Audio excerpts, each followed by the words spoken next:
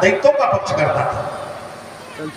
तो जब यज्ञ करता है तो दैत्यों को भी होत दे देता, तो वो भी बलिष्ठ हो जाते।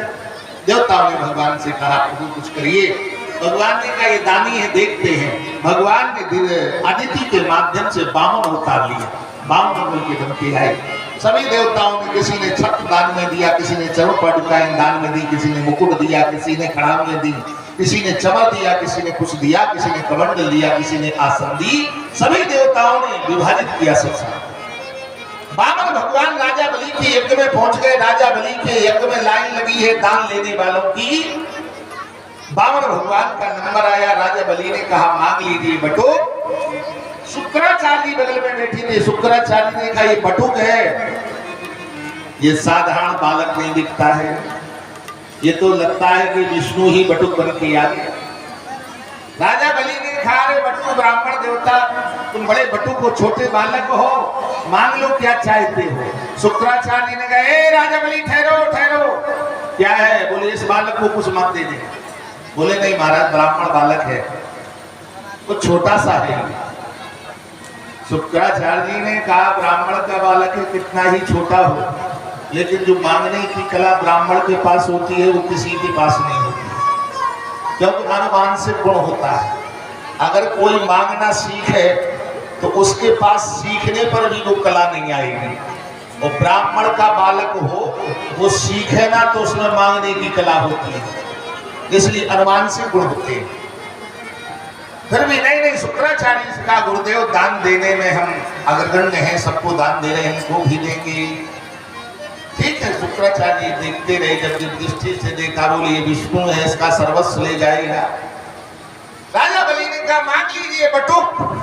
भगवान बामन ने कहा तुझे पदाने भूमि, महाराज मुझे 3 पैर भूमि चाहिए।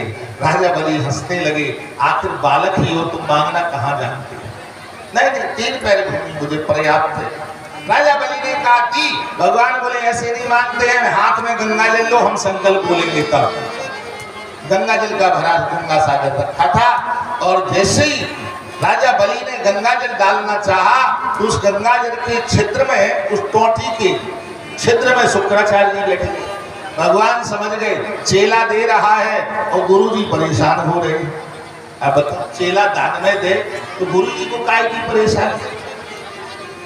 दातार खवावे और भंडारी का पेट फटा जाए, क्या मतलब। भाई खिलाने वाला खिला रहा है, अरे भंडारी तुम तो भोजन बनाने के लिए आए हो, तुम क्यों परेशान हो रहे हो, तुम तो खिलाओ ना, बनाओ खिलाओ, खिलाने वाला खिला। भगवान ने देखा शुक्राचार्य जी बैठ गए उस टोटी में। भगवान ने कुशा उठाई, बोले आपने इसको साफ नहीं किया होगा, और जैसे ही उस टोटी में कुशा डाली उकीली तो शुक्राचार्य की एक आंख पड़ गई सामने से। एक तरफ का मार्केट बंद, एक तरफ का बाजार बंद हो गया। निकले घबरा करके, राजा बलि को श्राप दे दिया तुम श्रीहीन हो जाओ। बोले वो कुछ भी हो, चले गए। भगवान ने 3 पैर भूमि में सर्वस्व नाप लिया, तीसरे पैर को पूर्ण करने के लिए सिर पर रखा। भगवान ने कहा राजा बलि तुम्हारे दान देने से हम प्रसन्न हैं, मांग लो क्या चाहते हो। राजा बलि हंसने लगे, बोले महाराज अभी अभी भिखारी हमारे सामने बने हो, अब दातार बन गए हो कि मांग लो हमसे। अगर तुम्हारे पास कुछ होता तो हमसे मांगने क्यों आते। भगवान ने कहा ठीक है राजा बलि, हम तुम्हें सुतल लोक का राजा बनाते हैं। राजा बलि ने कहा राजा तो बना रहे हो, लेकिन राजा के साथ में पहरेदार भी तो चाहिए। पहरेदार कौन करेगा, ये कौन करेगा। बोले आपको हमारे साथ चलना पड़ेगा। सुतल लोक का राजा बनाया, और भगवान ने सुतल लोक में जाकर के 12 महीने तक, 1 साल तक पहरेदारी की। 1 साल तक बैकुंठ नहीं गए। अंतो 12 महीने के बाद लक्ष्मी जी सुतल लोक में आई, नारद जी से मिली। नारद जी ने कहा रक्षाबंधन का पर्व आ रहा है, राजा बलि के पास चली जाओ, 2 आंसू लुढ़का देना, नंबर 2 के बनावटी आंसू टपका देना राजा बलि के सामने कि महाराज आज रक्षाबंधन है, हमारा कोई भाई नहीं है, हम आपको राखी बांधने के लिए आए हैं। और जब राखी बांध दो तो भाई कहेगा कि मांग लो, तो पहरेदार को मांग लेना, तुम्हारा पति तुम्हें मिल जाएगा। लक्ष्मी जी पहुंच गई, रक्षाबंधन का पर्व था, और राजा बलि के सामने 2 आंसू टपका दिए। ओरिजिनल नहीं, डुप्लीकेट बनावटी। देखो आंसू भी तीन प्रकार के होते हैं, एक होते हैं प्रेम के, और एक होते हैं दुख के, और एक होते हैं बनावटी नंबर 2 के। और तीनों प्रकार के आंसुओं की पहचान होती है। जो प्रेम के आंसू होते हैं वो मीठे होते हैं, और जो दुख के आंसू होते हैं वो खारे होते हैं। अगर विश्वास ना हो तो जब जो आंसू निकले उसको टेस्ट करके देख लेना। अगर दुख के आंसू निकले तो थोड़े से टेस्ट करके देख लेना, खारे होंगे खारे। और जो सुख के प्रेम के आंसू निकलेंगे, प्रसन्नता के आंसू निकलेंगे, वो मीठे होंगे। टेस्ट करके देख लीजिए, प्रत्यक्ष कम प्रमाण है, प्रैक्टिकल करके देखना। और जो बनावटी हो तो वो जो बनावटी आंसू निकलते हैं महाराज, भी ना मीठे हो ना खारे हो, वे तो जैसे कसेले मसेले से जाने कैसे जी के कड़क में बोल जाके खड़े नंबर 2 के आंसू वही जाने। वो तो माताओं के बहुत जल्दी करते हैं नंबर 2 के आंसू। वैसे प्रमाण है, समय नहीं है कि वो कृष्ण की ओर चलना है। तीनों आंसुओं का प्रमाण है, सुख के दुख के बनावटी। सुख के आंसू किसके निकले? महारानी कौशल्या मैया के। बार बार मुख चुम्बती माता, नयन नेह जल पुलकित जाते, नेह माना प्रेम के। दुख के आंसू भगवान राम के निकले जब गीधराज जी को गोद में लिया। गीध को गोद में राख कृपानिधि नयन सरोजन सो भर बारी, 12 बार समारत पंख जटाओं की धूल जटान सुजारी, नयन सरोजन में भर। राम जी के दुख के आंसू निकले। और बनावटी आंसू किसके निकले? बोले मंथरा के कई के सामने उतर देह ना ले उस आंसू, और नार चरित कर ढारे आंसू।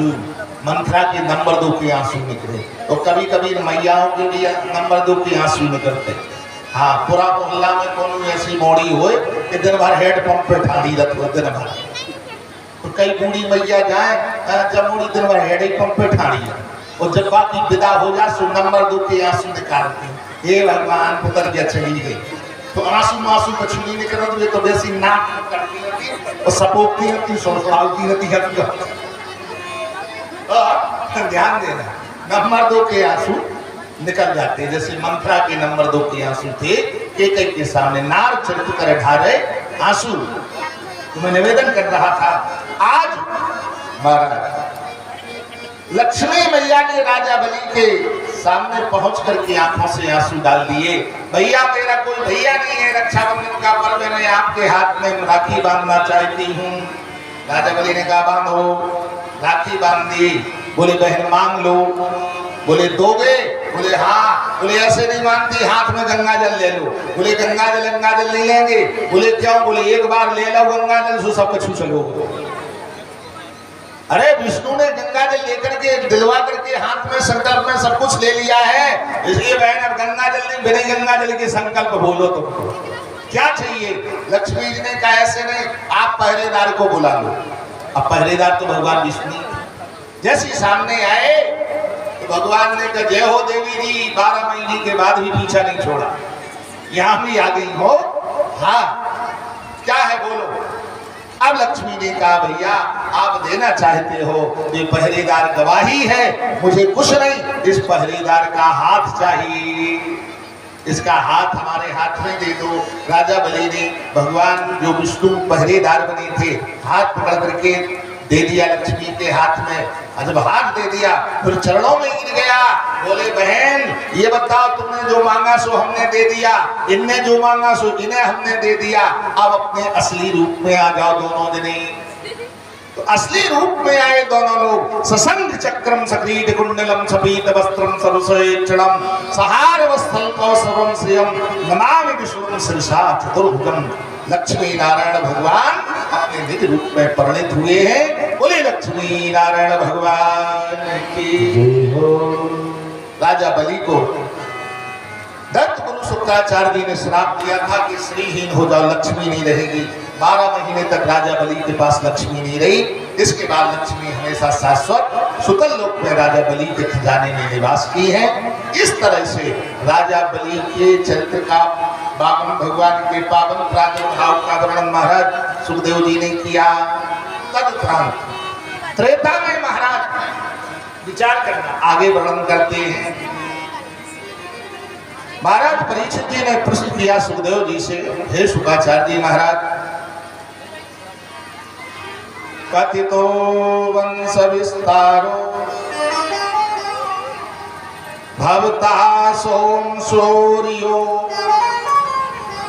और आज्ञां च वै वंशानां चरितम परमाद्भुतम कथितो वंश विस्तार। परीक्षित जी ने कहा, महाराज आपने अनेक अनेक अवतारों का वर्णन किया, शूर वंश में भगवान ने अवतार लिया है, उसका भी वर्णन करिए। सुखदेव जी कहते हैं, राजन, शूर वंश में महाराज बड़े बड़े प्रतापी राजा हो गए हैं, बड़े बड़े दानपति राजा हो गए हैं।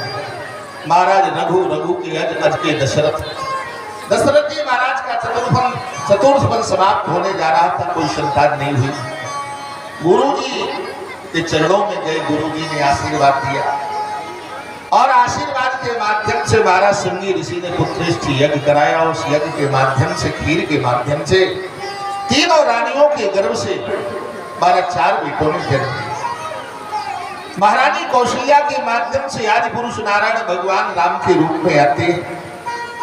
भगवान अपने अंशों के रूप में महारानी कैकेयी के गर्भ से भरत के रूप में आते हैं। महारानी सुमित्रा के माध्यम से भगवान लक्ष्मण और शत्रुघ्न के रूप में आते हैं। और सूर वंश में आकर के भगवान ने जन्म से लेकर के दशग्रीव रावण, लंकाधिपति रावण के हनन तक की लीला का प्रदर्शन किया। और उस लीला के साक्षी गवाही भगवान भूत बावन शंकर भगवान है। भगवान शंकर ने स्वयं संपूर्ण रामचरितमानस को अपने हृदय में धारण करके पार्वती जी के सामने वर्णन किया। ऐसा दिव्य रामचरित है। अब रामचरित, राम जी का अवतार त्रेता में होता है। अब त्रेता के बाद महाराज द्वापर आता है। कथितो वंश विस्तारो भवता सोम सूर्यो राज्ञां च वै वंशानां चरितम परमाद्भुतम। महाराज सुखदेव जी ने कहा, राजन तुमने सूर वंश में जो परमात्मा बालक बनकर के आए हैं उनका